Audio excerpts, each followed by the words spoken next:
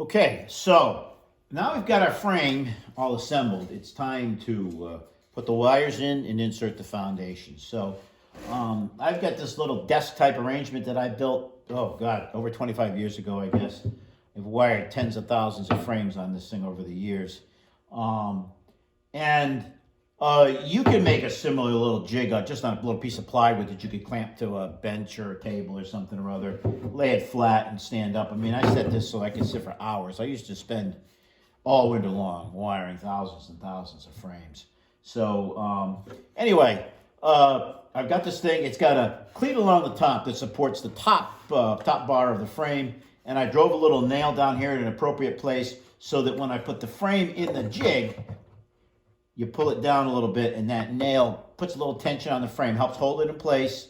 And then when you release it, it puts a little more tension on the wire to keep the wires tight. So before you put it in there, you get ahead of yourself.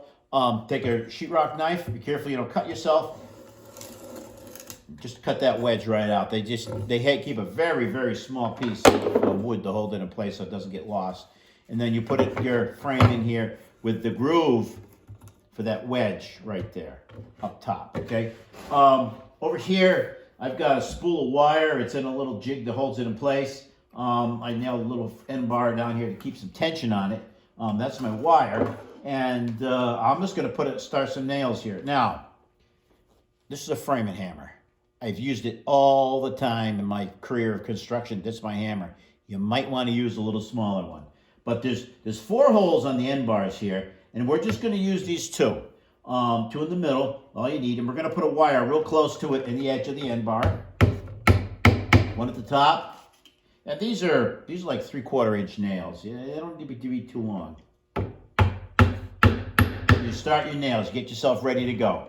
So here's your wire, and you come in on one side, you go across the top, through the other end, pull yourself out a length of wire while it's easy to pull. Run it through the next one down. You come through here, wind it around that nail a few times, set the nail, okay? And you just snug up the wire. So I pull a little tight. I just pluck it a few times, okay? I don't know what note that is. Doesn't matter. It's a little tight. Drive that second nail in. Grab your wire cutters, snip that off. Snip off your pigtail here, and you're all wired and ready to go. Okay, so now up here on this shelf, I've got some nice little beeswax foundation. It's got wires in it. You can see these wires. I don't know, what is there? 1, 2, 3. It's probably about 10 wires here. There's little hooks on the top of this sheet, and those hooks are meant to secure it in place in the frame. That little rabbit that we cut out the wedge will secure it. Make sure you put them in the right spot. Okay. So what I do is, right here in the jig, I set the foundation over the top wire and under the lower wire. You're going to weave it in a little bit. Very simple. You do that, pick it up. You're going to push it down into the groove in the bottom bar. This foundation is a little old, so it's a little ripply. I got to finesse it in. There it is. It's in.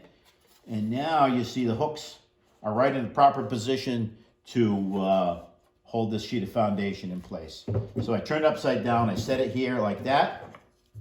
I grab my wedge, and I'm using a stapler. You're probably going to nail brads. And there it is. There's no need to do anything more with here. There are some people who will take an electric embedder and heat the wires up, melt it in a little bit.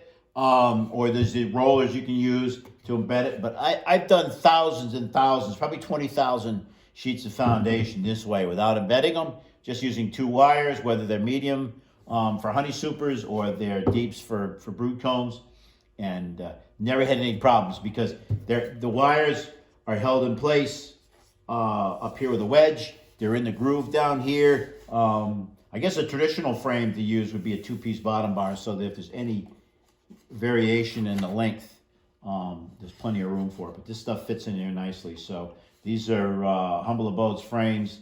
This foundation is from Mann Lake. So that's it in a nutshell. I know people get passionate about one brand over another, or so on and so forth. I mean, I've used everybody's beeswax, and it doesn't really matter who you get it from. It's all pretty much the same. This is just regular worker sized foundation, and let's make a beautiful comb. So here you go.